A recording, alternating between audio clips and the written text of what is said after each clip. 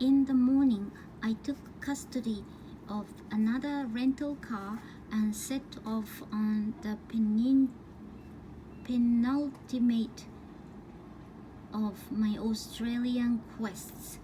I was on my way to the Great Jarrah and Karri forests of the Southwest Peninsula.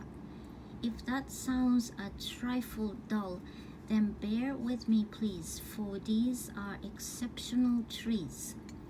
They are to the Australian arboreal world what the giant worm of Gippsland is to invertebrates, large, underappreciated, and mysteriously occurring in only one small area, the southwest corner of Western Australia below Perth.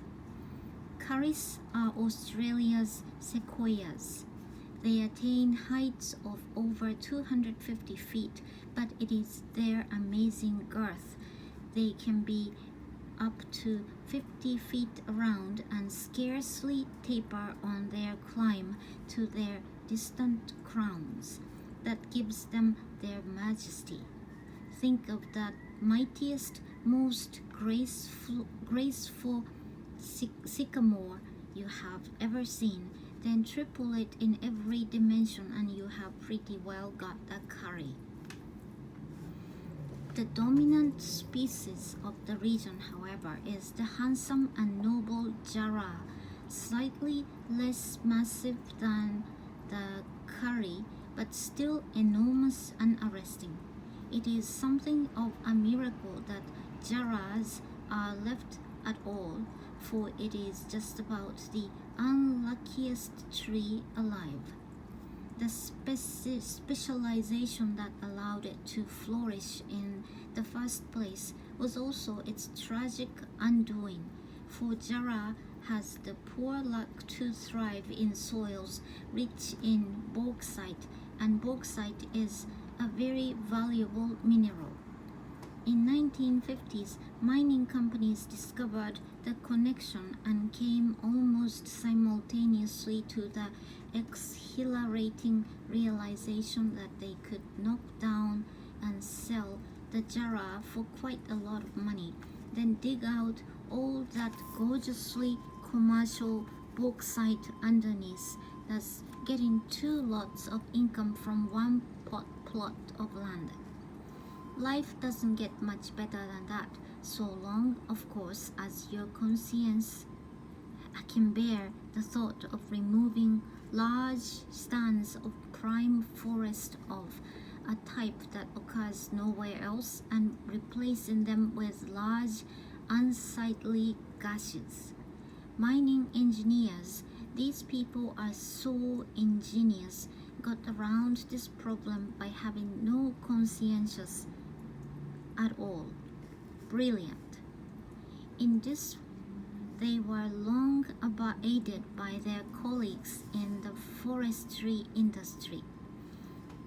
Australian foresters, it must be said, do rather like to chop down a tree. You can't entirely blame them. It is, after all, how they make their livelihood, and unquestionably they are less reckless than in former times, but they were allowed to get away with so much for so long that they still need the most attentive watching. These are people, you must understand, who could describe clear cutting as the Hull sunlight method of regeneration and not blush. Just to ease you into a sense of perspective here, Australia is the least wooded continent, Antarctica excluded, of course, and yet it is also the world's largest exporter of wood chips. Now, I am no authority, and for all I know, this is all managed with the most exacting care. That is certainly the impression the Australian Department of Conservation and Land Management strives to create. but it does seem to me that there is a certain mathematical discrepancy between having very few trees on the one hand and the world's liveliest chip exporting industry on the other.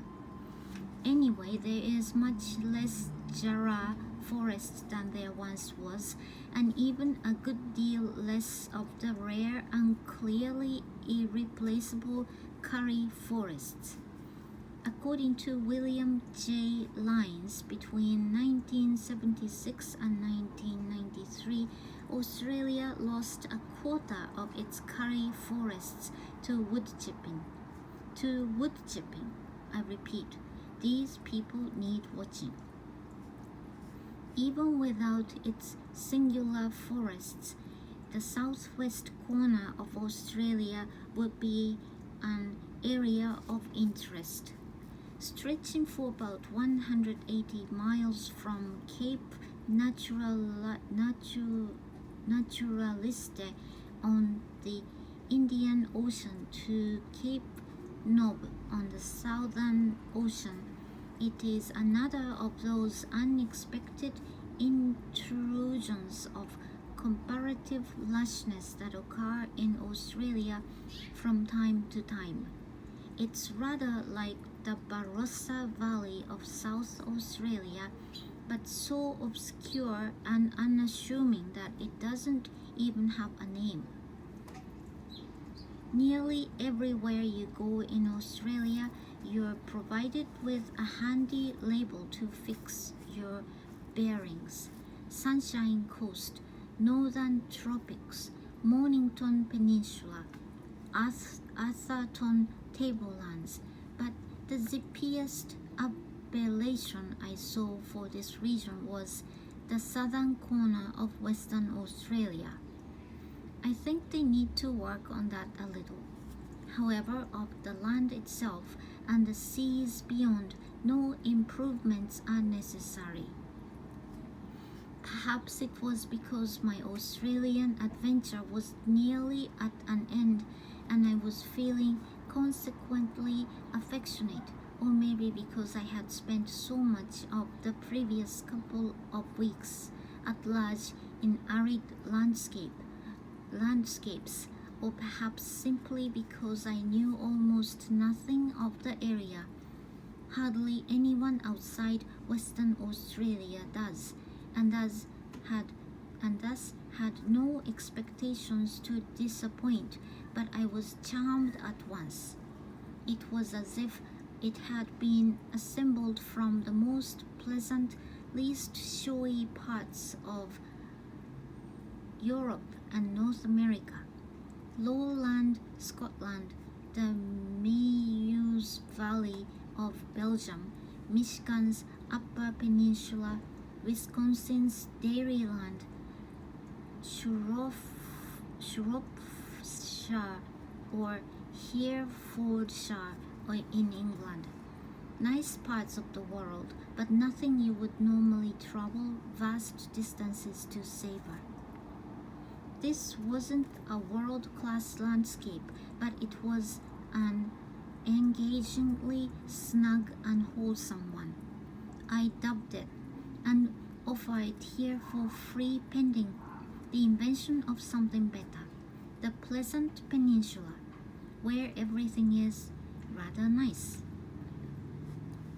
So I spent an agreeable day, a pleasant day, motoring through woods and rolling fields, past orderly orchards and bottle green vineyards, on winding country roads forever running down to a blue and sunny sea.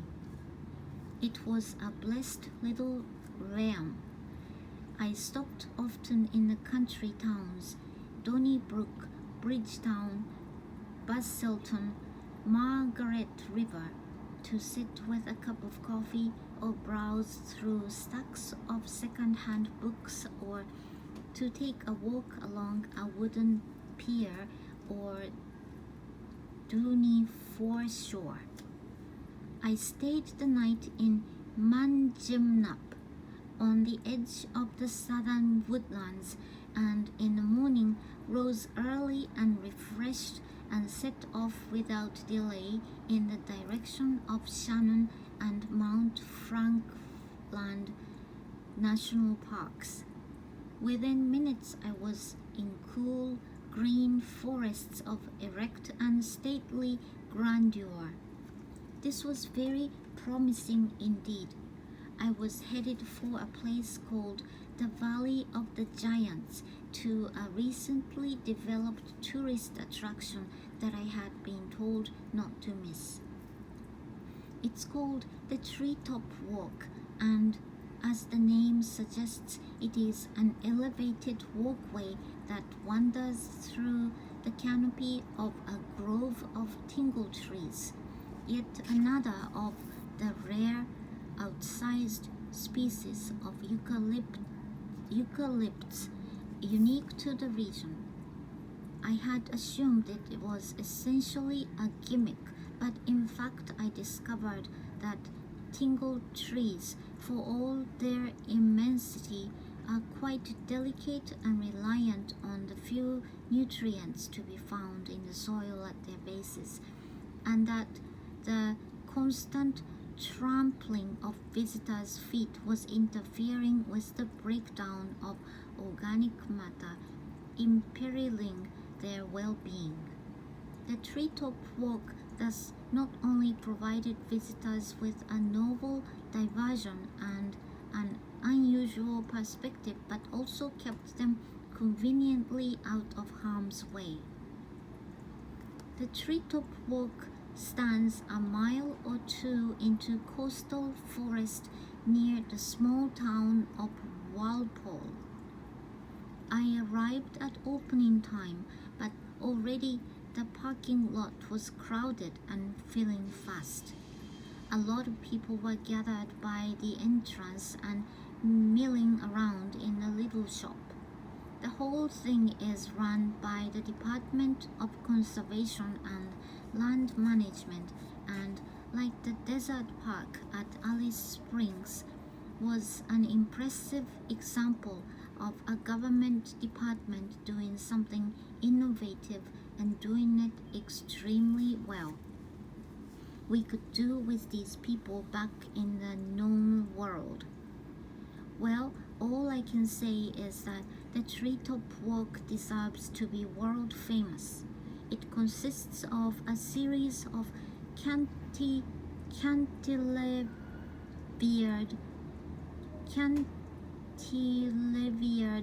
metal ramps like industrial catwalks, wandering at exhilarating heights through the uppermost levels of some of the world's most beautiful and imposing trees.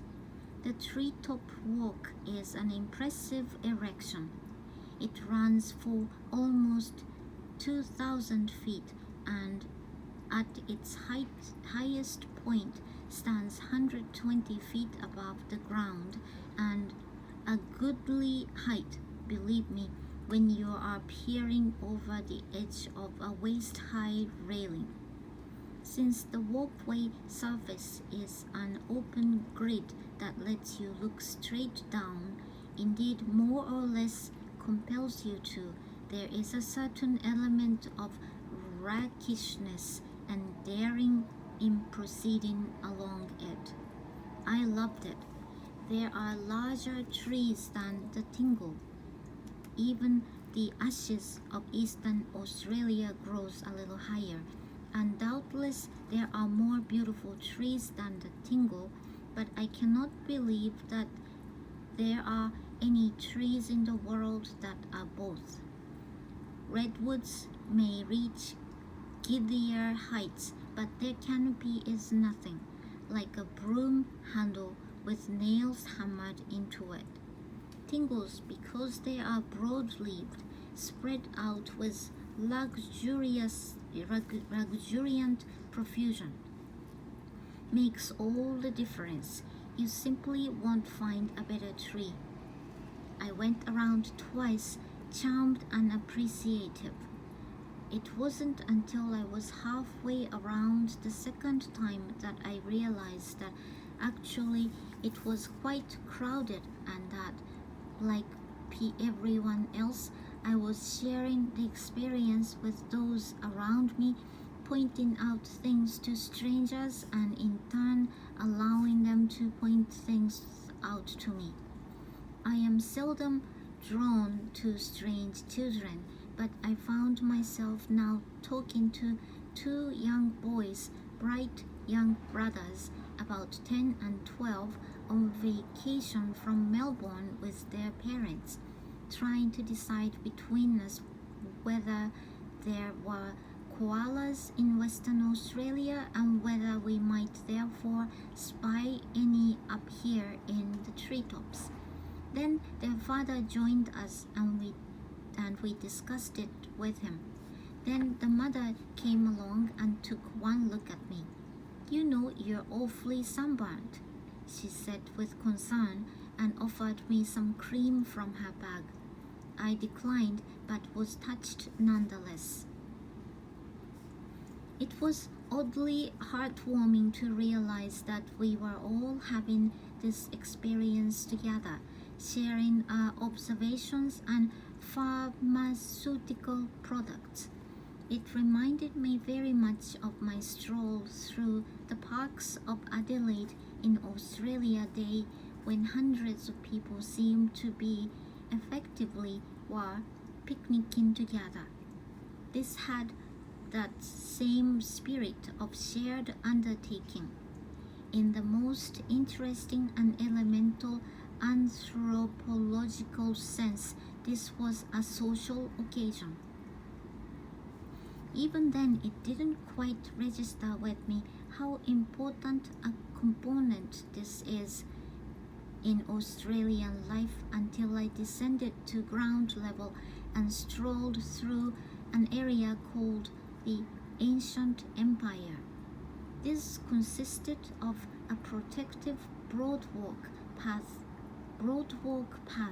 that made a large and inviting loop through another part of the same woods.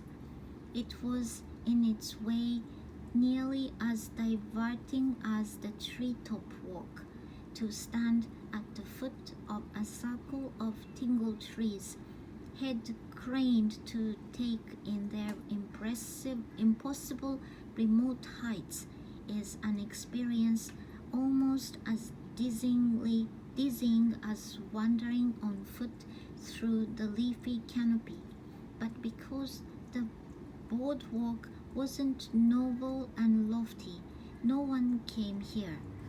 I had it entirely to myself, but rather than feeling pleased to have found solitude as I normally would, I felt suddenly quite lonely. "Hey everybody," I wanted to scold. "Come down and see this, it's great. Come down and be with me. Somebody, please." But of course I said no such thing.